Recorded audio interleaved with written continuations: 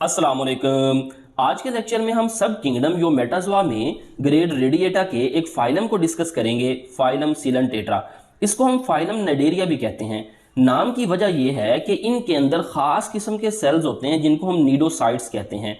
वो cnidocytes nematocyst बनाते हैं जो कि स्टिंगिंग सेल्स हैं। यहाँ पे देखें, ये जानदार का जो माउथ है उसके गिर टेंटिकल्स होते हैं। टेंटिकल्स के ऊपर ये निमेटोसिस्ट लगे होते हैं। ये स्टिंगिंग सेल्स हैं, यानी शिकार के अंदर स्टिंग करते हैं, उसको पॉइजन इंजेक्ट करते हैं और उसको पैरालाइज कर देते हैं। ये डिप्लोब्लास्टिक जानदार हैं, यानी जिल्द की दो ही तहें होती हैं, एक्टोडर्म और एंडोडर्म। इनमें कोई ऑर्गन्स और टिश्यू ऑर्गेनाइजेशन सिस्टम नहीं होता। बॉडी ऑर्गेनाइजेशन की बात करें तो इनमें एक्टोडर्म होती है जो कि आउटर कवरिंग बनाती है। यहाँ पे आप देख सकते हैं आउटर कवरिंग, और कुछ जानदारों में वही एक्टोडर्म से ही निमेटोसिस्ट बनते हैं, यानी एक्टोडर्म से ही निमेटोसिस्ट बनते हैं। फिर एंडोडर्म जो कि इंटरनल कवरिंग है वो स्पेशलाइज्ड होती है डाइजेशन ऑफ फूड के लिए, ये एक्टोडर्म और ये एंडोडर्म। फिर बिटवीन टू यानी एक्टो और एंडो के दरमियान जेली लाइक मीजोगिलिया होता है, यानी एक्टोडर्म और एंडोडर्म के दरमियान मीजोडर्म नहीं होती बल्कि मीजोगिलिया जेली लाइक मटेरियल होता है। अब इनमें ओनली वन कैविटी, एक ही कैविटी होती है जो कि serve as digestive cavity and body cavity. उसको हम गैस्ट्रोवेस्कुलर कैविटी कहते हैं, एंटेरॉन भी कहते हैं। यहाँ पे देखें, एक ही कैविटी है जो डाइजेस्टिव सिस्टम के तौर पे भी काम करती है, यही बॉडी कैविटी है। इनमें एक ही ओपनिंग होती है, यानी सिंगल माउथ होता है। इसको हम सैक लाइक डाइजेस्टिव सिस्टम कहते हैं। ऐसा डाइजेस्टिव सिस्टम जिसमें खुराक की इनटेक के लिए और वेस्ट मटेरियल के रिलीज के लिए सिंगल एक ही ओपनिंग हो, उसको हम सैक लाइक डाइजेस्टिव सिस्टम कहते हैं। बॉडी सिमेट्री की बात करें तो इनमें रेडियल सिमेट्री होती है, यानी किसी भी प्लेन से बॉडी के दो हिस्सों में तकसीम किया जा सकता है। Body arrange along the around central axis, यानी ये एक मेन सेंट्रल एक्सिस है, उसके गिर्द चारों तरफ एक ही तरह से बॉडी अरेंज होती है। Any plane divide animal into two equal halves, यानी आप इसको ऐसे ऐसे ऐसे किसी भी प्लेन से दो बराबर हिस्सों में तकसीम कर सकते हैं। इसी को रेडियल सिमेट्री कहते हैं।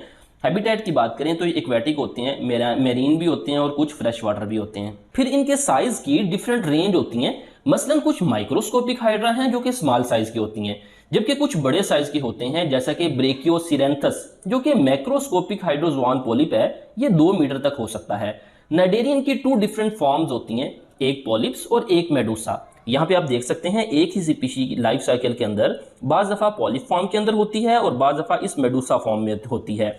पॉलिप्स की बात करें तो ये सिलेंड्रिकल है, यानी लंबी सी इसकी शक्ल होती है। न्यूट्रिटिव इन फंक्शन खुराक हासिल करती है, इसको हम गैस्ट्रोजोइड्स भी कहते हैं। मेडूसा की बात करें तो ये अम्ब्रेला लाइक होती है, छतरी की तरह आपको नजर आ रही है। फ्री स्विमिंग होती है, सेक्सुअल रिप्रोडक्शन करती है। क्यों? क्योंकि इसके पास गोनेड्स होते हैं, मेल और फीमेल गोनेड्स। फिर इनके माउथ के गिर्द टेंटिकल्स होते हैं। यहाँ पे देखें, ये माउथ के गिर्द हंटर लाइक स्ट्रक्चर टेंटिकल्स होते हैं, इधर भी आपको नजर आ रहे हैं ये टेंटिकल्स। इन टेंटिकल्स के ऊपर स्टिंगिंग सेल्स होते हैं जिनको हम निमेटोसिस्ट कहते हैं। यहाँ पे देखें, ये स्टिंगिंग सेल्स नजर आ रहे हैं, निमेटोसिस्ट। ये निमेटोसिस्ट क्या करते हैं? These are the organs of defence and offence, यानी जानदार की हिफाजत भी करते हैं और शिकार को भी पकड़ते हैं। न्यूट्रिशन की बात करें तो ये कार्निवोर्स हैं। जब भी कोई जानदार इनके कांटेक्ट में आता है तो ये टेंटिकल्स पे मौजूद स्टिंगिंग सेल्स की मदद से उसको पैरालाइज कर देते हैं, क्योंकि ये जो निमेटोसिस्ट हैं ये पॉइजन इंजेक्ट करते हैं। शिकार इनका प्रे पैरालाइज हो जाता है और बॉडी के अंदर आ जाता है। यहाँ पे उसको डाइजेस्ट किया जाता है और खुराक को, जो डाइजेस्टिबल फूड होती है, उसको डिफ्यूजन के जरिए बॉडी के अंदर ले आया जाता है। फिर नेक्स्ट नर्वस सिस्टम की बात करें तो इनमें कोई सेंट्रल नर्वस सिस्टम नहीं होता, अलबत्ता नेटवर्क ऑफ न्यूरॉन्स होती हैं जो कि इरेगुलर नेट बनाती हैं, जिसको हम प्लेक्सिस कहते हैं। एक्सोस्केलेटन भी होता है कुछ जानदारों में, जैसे कि कुछ कॉलोनियल सीलेंट्रेट्स जैसा कि कोरल्स, उनमें हार्ड एक्सोस्केलेटन होता है जो कि कैल्शियम कार्बोनेट का बना होता है। ये एक्सोस्केलेटन कहाँ से सिक्रीट होता है? एपिडर्मल सेल्स इसको सिक्रीट करते हैं और फिर ये जब डेड हो जाते हैं, डेड होने के बाद ये कोरल आइलैंड्स बनाते हैं, यानी समुद्र की तह में जमा हो जाते हैं, जिसको हम कोरल रीफ भी कहते हैं। यानी ये एक कैल्शियम का एक किस्म का कह लें जजीरा सा बन जाता है। नेक्स्ट बात करते हैं लोकोमोशन की। तो लोकोमोशन के हवाले से ज्यादातर सिसाइल होते हैं, यानी साकिन होते हैं, जैसा कि हाइड्रा, ओबेलिया, सी एनीमून और कोरल्स वगैरह। जबकि कुछ फ्री लिविंग होते हैं, मोटाइल होते हैं, हरकत कर सकते हैं, जैसा कि जेलीफिशेस वगैरह। इसी तरह कुछ सोलिटरी इंडिविजुअल्स होते हैं, यानी अकेले जिंदगी गुजारते हैं, जैसा कि हाइड्रा, जेलीफिश और सी एनीमून वगैरह। जबकि कुछ कॉलोनियल होते हैं, जैसा कि फाइजेलिया और वेलिलिया वगैरह। जब कॉलोनी की बात आती है तो कॉलोनी से मुराद है एग्रीगेशन ऑफ ज़ोइड्स, यानी मुख्तलिफ किस्म के ज़ोइड्स इकट्ठे रहते हैं, जैसे कि ये ओबेलिया की कॉलोनी नजर आ रही है, और वो परफॉर्म डिफरेंट फंक्शन, मुख्तलिफ काम करते हैं। हत्ता कि जो फाइजेलिया की कॉलोनी है उसमें 5 मुख्तलिफ किस्म के ज़ोइड्स होते हैं। नेक्स्ट रिप्रोडक्शन की बात करें तो ये सेक्सुअल और एसेक्सुअल दोनों किस्म की रिप्रोडक्शन करते हैं। एसेक्सुअल रिप्रोडक्शन जैसा कि हाइड्रा में होती है बडिंग के जरिए, मसलन हाइड्रा की बॉडी पे ये बड बनती है और बड बाद में मैच्योर होकर नया इंडिविजुअल बना देती है। इसी तरह ओबेलिया की बात करें तो ये ओबेलिया का लाइफ साइकिल है। ओबेलिया में भी एसेक्सुअल और सेक्सुअल दोनों रिप्रोडक्शन होती है। एसेक्सुअल कैसे होती है? ओबेलिया में एक खास किस्म का ज़ोइड होता है जिसको हम ब्लास्टोस्टाइल कहते हैं, वो एसेक्सुअल रिप्रोडक्शन के जरिए मेडुसा बनाता है। जैसा कि यहाँ पे देखें, ये आपको ये ब्लास्टोस्टाइल नजर आ रहा है जिसके अंदर ये बडिंग के जरिए ये मेडुसा बनती है, यानी मेडुसा के बड्स बनते हैं एसेक्सुअल रिप्रोडक्शन के जरिए और ये मैच्योर मेडुसा बन जाता है।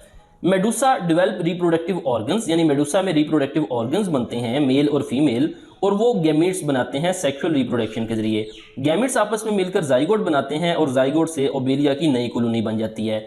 यहाँ पे देखें, ये Medusa female organ reproductive organ यानी एग बनाएगा, जबकि ये स्पर्म बनाएगा। स्पर्म एग मिलेंगे, जाइगोट बनेगा और जाइगोट से लार्वा और लार्वा से दोबारा से ये मैच्योर पॉलिप और मुकम्मल कॉलोनी आपके सामने डेवलप हो जाएगी, जिसमें फीडिंग पॉलिप भी है और रिप्रोडक्टिव पॉलिप भी मौजूद है। नेक्स्ट बात करते हैं अल्टरनेशन ऑफ जनरेशन की।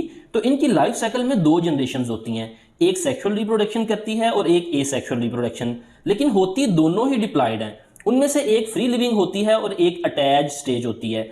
अब सेक्सुअल और एसेक्सुअल रिप्रोडक्शन करने वाली जनरेशन अल्टरनेट करती हैं विद वन अनदर, उसको हम अल्टरनेशन ऑफ जनरेशन कहते हैं। मिसाल के तौर पर ये ओबेलिया में ये कॉलोनी के अंदर ये जो पॉलिप स्टेज है, ये पॉलिप एसेक्सुअल रिप्रोडक्शन करके मेडुसा बनाती है, जबकि मेडुसा सेक्सुअल रिप्रोडक्शन करके दोबारा से इन पॉलिप्स को बना देती है। तो पॉलिप्स और मेडुसा सेक्सुअल और एसेक्सुअल रिप्रोडक्शन करने वाली जनरेशन एक दूसरे को बनाती हैं, तो इसको हम कहते हैं alternation of generation. Next polymorphism की बात करें तो पोली से मुराद है मल्टीपल, मॉर्फिज्म से मुराद है शक्ल सूरत। अब occurrence of structurally and functionally more than two different types of individuals within the same organism. अब देखें, इस एक ही जानदार एक ही कॉलोनी में दो से ज्यादा किस्म के इंडिविजुअल्स का मौजूद होना, उसे हम पॉलीमॉर्फिज्म कहते हैं। जैसा कि यहाँ पे आपके पास फीडिंग पॉलिप्स है, रिप्रोडक्टिव पॉलिप्स है। अब मसलन गैस्ट्रोजॉइड्स जो कि फीडिंग इंडिविजुअल होता है, गोनोजॉइड्स और ब्लास्टोस्टाइल ये एसेक्सुअल रिप्रोडक्शन करती हैं, जबकि मेडुसा सेक्सुअल रिप्रोडक्शन करता है। तो ये सारे के सारे मुख्तलिफ किस्म का इंडिविजुअल्स का, यहाँ पे देखें ये मेडुसा है, ये रिप्रोडक्टिव पॉलिप है, ये फीडिंग स्टेज है, एक ही जानदार में मौजूद हैं, तो इसको पॉलीमॉर्फिज्म कहेंगे। एग्जाम्पल की बात करें तो इनमें हाइड्रा, ओबेलिया, ऑरेलिया, एक्टिनिया और मेड्रीपोरा वगैरह शामिल हैं। तो ये था आज का लेक्चर, उम्मीद है आपको समझ आई होगी। मिलते हैं नेक्स्ट लेक्चर के साथ। अस्सलामु अलैकुम वरहमतुल्लाहि वबरकातुहू।